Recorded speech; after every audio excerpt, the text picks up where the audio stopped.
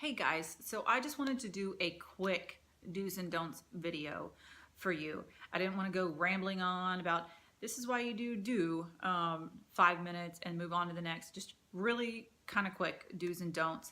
I'm not a nutritionist, and when I say do's and don'ts, this is kind of what I learned from and my mistakes, and so just kind of follow along with me there.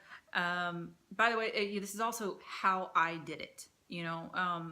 I've lost 42 pounds so far in 4.5 months.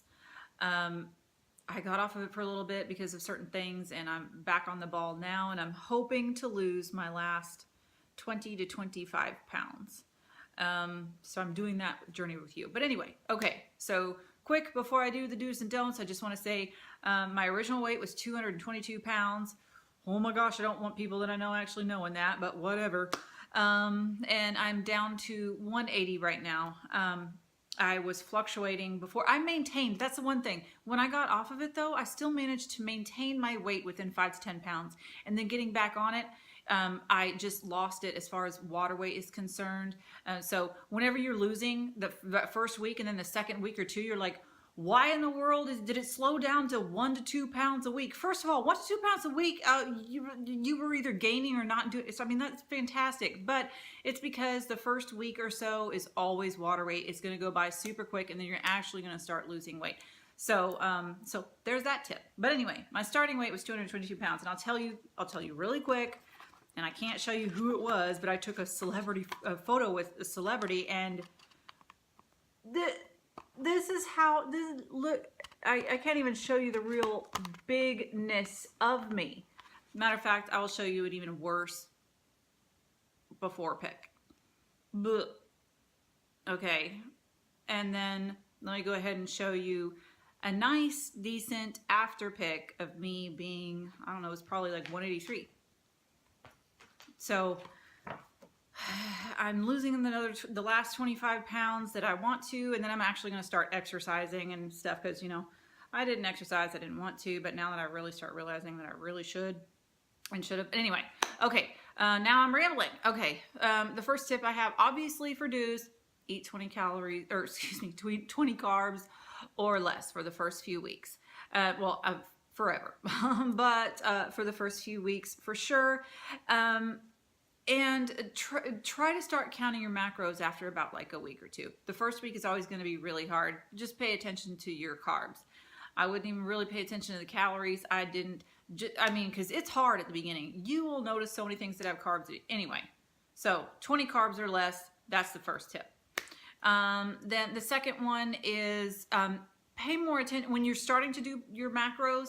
Pay more attention to your proteins. You don't need to. If your macros say eat 120 grams of fat a day, and you're at like 98 or whatever, and you're freaking out because you don't have that extra there, don't worry too much about it. The one that you want to stick with is the protein. If whatever your protein count is, try to stay right around that for sure. Because I've heard when you don't, that you could start losing your hair. There might be other issues that you have. Now I can tell you I didn't have that issue, and I didn't really care too much about my protein, and it still worked for me. So it's a matter of what you want to do. I probably say it is more healthy to stay attention to the proteins. And with me being on this strict diet that I've started in the past few weeks, I've managed to keep my proteins where it is, and I've been losing some weight. Okay, my next one is, be as strict as you feel. Sorry, I have notes on this. Obviously being strict is more healthy. You're eating less of the bad stuff. When you're starting out, you might go ahead and have the low carb tortillas or the soybean oil in dressings, and it'll be fine. It worked for me. My 30 pounds went off of me quick with 3 months and 10 pounds a month. So I wasn't really that strict, and I didn't really go into it. I just read about keto, and then I went into it and was not being real strict. But then once the slowdown hit and all of that, it just I really started to learn that I needed to be more strict. But be as strict as you feel. It still works for me. I still ate the soybean oil and lost weight for the most part. Didn't do it every day. I still had the low carb tortillas, I mean, once every few weeks. I did not sit there and say I can have a breakfast burrito every morning. You can't do that. And don't think you can have Halo Top every day. You don't want to have desserts every day. That's okay. Let's getting into don'ts. Don't eat desserts or sweets or that fake stuff or anything like that during the first few weeks. And I really encourage a month. So don't be making these great fat bomb recipes and stuff for your first few weeks. It's just not going to work. You want to detox your body and wean your body off of these sugars and stuff. If you're feeding your body with the stuff that it thinks it's going to fake out your body and thinking you're eating the real sugar, and it's going to do stuff to your body that's not going to be good. So you really just want to focus on don't eat sweets and stuff the first few weeks. You just can't. Don't do those Russell Stover's candies that are sugar free. Okay, so yeah, that's the next thing.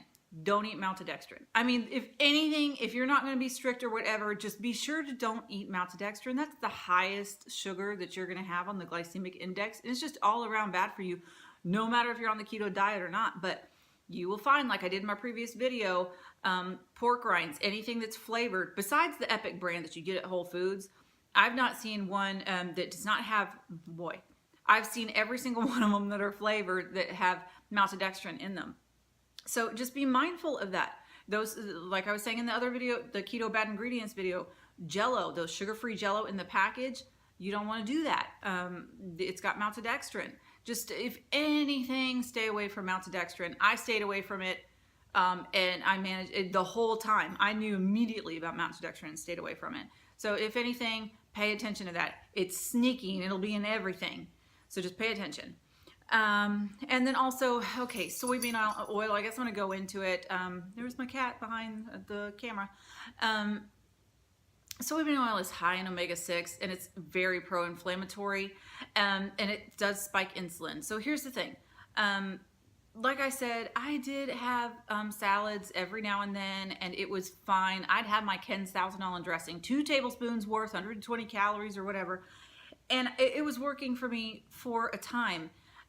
But then for like 2 weeks, I decided, you know what, I'm just going to eat salads for breakfast, or I don't eat breakfast, but for lunch and dinner. And that's all I did was have salad. I did not lose any weight for those 2 weeks. And I know when I started researching about soybean oil, because I knew that we really shouldn't have soy, I knew that there had to be something to do with it. And that's what it is. I mean, it spikes your insulin. And the whole point of doing this is not to spike your insulin, and not have all this sugar and all of that. So, if you're going to be like, oh, okay, well, I'm still going to have soybean oil for like the whole entire time, then, what's the point? But like I said, I did have it on occasion for like, maybe twice a week or something, and it was fine. Matter of fact, I just have some beef fajita meat that has soybean oil in it. I was like, oh God, that was like $10. I gotta get rid of that. So I did.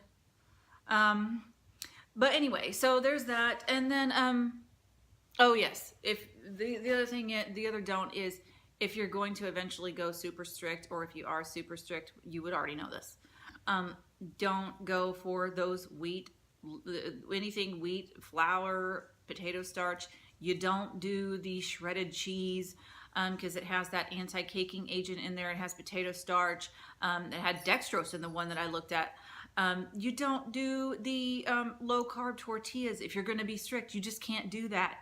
A lot of these things that you see, you just really have to pay attention to the ingredients. Anything that's potato starch, corn starch, anything that's derived from corn, soy, you don't do. I bought liquid aminos like 2 months ago thinking, oh, this is great. I'm supposed to have this for my egg roll in a bowl. No, I looked at it. It's from soy, like the Bragg's version. So now I got to throw that out because apparently you have to do the one from coconut or something, or it starts with a T. I don't know. I still have yet to do egg roll in a bowl. Might do that. But anyway, there's just a few of those do's and don'ts. Really, if anything, obviously eat under 20 carbs a day and stay away from maltodextrin. And, really be as strict as you feel. Don't let the keto police go after you, even though I've really kind of become a part of that. I never say anything about as far as like, be, you can't do that, it's not keto and stuff. I'm not one of those people. I just say, you know, well, it did work for me, not being as strict, and then you can only do it for so long, and then, you know, you're kind of faced with the fact that you kind of have to go more strict. But, you know, be as strict as you feel, especially at the beginning. Anyway, that's all I'm gonna do. If you like this, go ahead and give it a thumbs up, and subscribe if you want to see more videos. I hope to put them up at least once a day, if not once every 2 or 3 days. So I will see you next time.